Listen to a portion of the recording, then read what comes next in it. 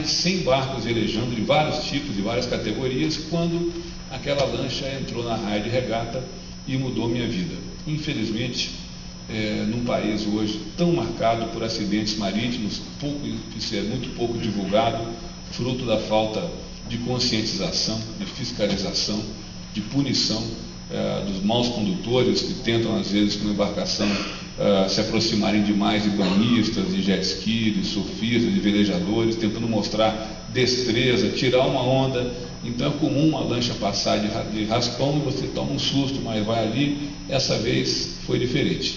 Quando a gente ouviu o barulho da lancha, já era tarde demais.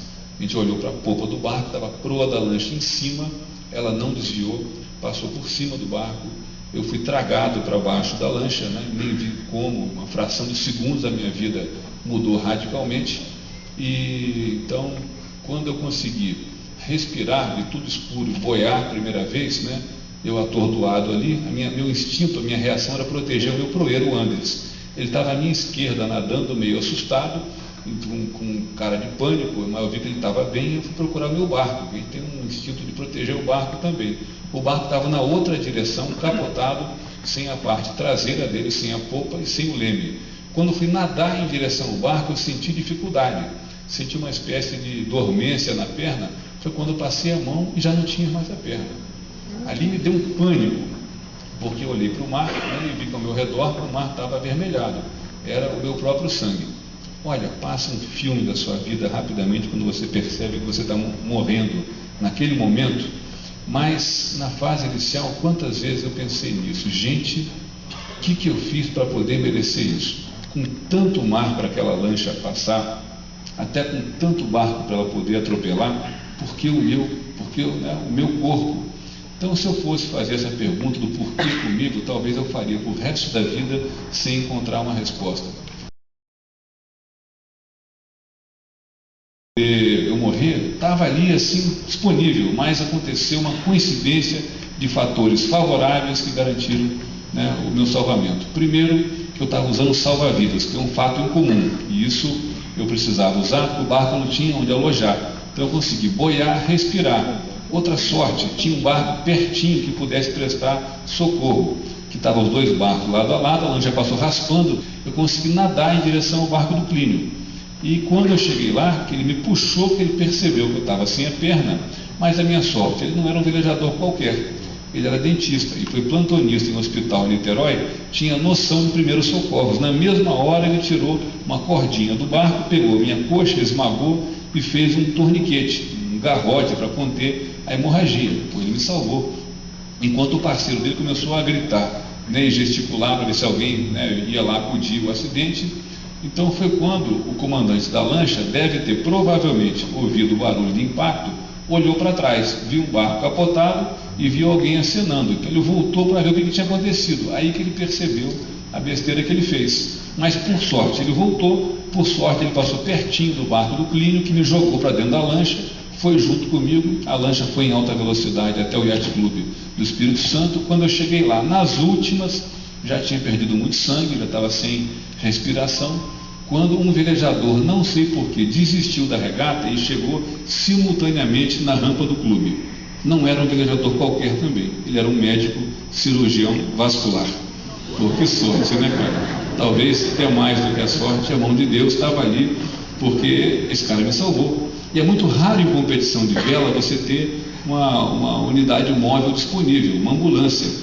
É um esporte relativamente seguro, um índice baixo de acidentes. Então, mas naquela prova de vitória tinha um patrocinador e era a Unimed. Estava lá uma ambulância para fazer propaganda, mas tinha médico. Então me colocaram na ambulância, ela foi em velocidade até o hospital. Na ida, a primeira parada cardiorrespiratória, uma experiência estranha, difícil, subjetiva de descrever, experiência de quase morte.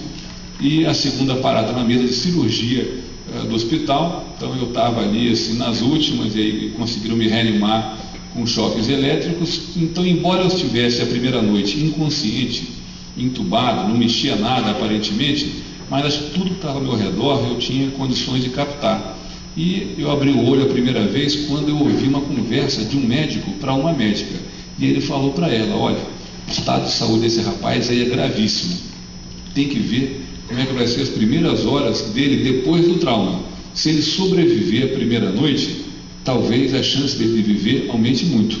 Quando ele falou isso para ela, a informação entrou, processou, meu olho foi puf, abriu na hora, né? Aí eles viram que eu tinha reagido à conversa deles, né? E foram falar comigo: ó, fica tranquilo aí, ó, você teve um acidente, mas passa bem. Eu ainda olhei pro cara assim, pô, eu sabia que eu estava nas trevas, né? Que passa bem. Ainda achei estranho que eu fui olhar para baixo, e que lá eu fui para o hospital Albert Einstein, sendo muito bem tratado, 10 cirurgias com anestesia geral, era uma fase de incerteza enorme entre vida e morte, era um processo de infecção grande e pneumonia, mas ao mesmo tempo que eu lutava pela vida, já não era mais uma luta para uma competição olímpica, era por viver. Eu mantinha 2 sentimentos muito claros. Eu tinha certeza que eu queria lutar para viver, não importava como. Por outro lado, eu começava a me conscientizar do que seria a minha vida a partir dali, com 34 anos de idade, e tendo que aceitar para o resto da vida eu ser um aleijado, ser um deficiente físico, ser um perneta, não importa que nome que dê para isso. Isso era revoltante, porque eu vivia do esporte, do meu corpo, né, do esporte olímpico. Então aceitar a partir dali ser um deficiente, então isso trazia uma revolta grande, e eu oscilava a temperatura rápida, faceira, e fui fazer uma troca do meu curativo do coto. E ela começou a falar comigo: ó, estou gostando de ver e tenho acompanhado você, homem de fibra, hein? Você está cada dia melhor, você vai sair vivo dessa aí, você vai voltar até a andar, né? Numa cadeira de rodas, numa muleta, talvez numa prótese, vai voltar até a velejar. Aí eu olhei para ela e falei assim: mas você fala isso, não é com você, né? Já tinha a resposta pronta. E ela falou: quem disse que não? Aí ela patucou na coxa dela, foi quando eu ouvi barulho de coisa dura, toque, toque, né? Aí tomei um susto assim, ela começou a falar que ela era deficiente, eu nem tinha percebido.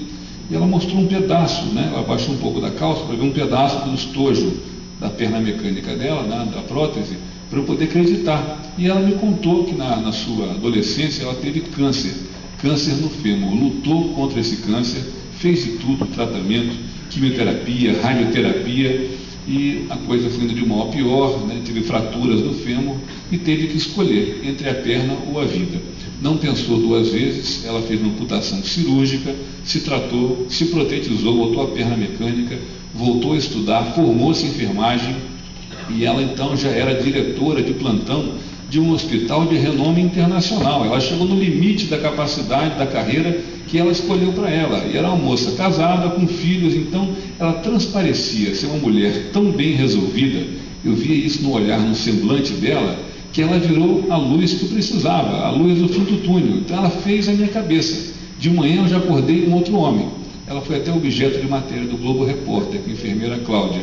Então a família, ao perceber minha mudança de comportamento por influência dela, eles perceberam que esse era o grande canal. A partir dali encheram o hospital com deficientes físicos. Cada dia iam trazendo um exemplo bom, melhor, né? Porque era uma realidade que eu achei que nunca seria da minha vida, passou a ser contra a minha vontade.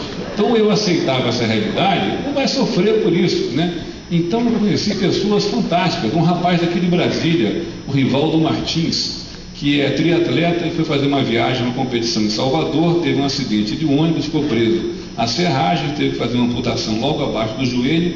O Rivaldo voltou a fazer triatlon, que não é fácil para um deficiente. Não só faz triatlon, como ele faz o Ironman e tem o recorde mundial para deficientes. O cara é um herói anônimo, mas para mim aquele cara me encheu assim, né, de referência positiva.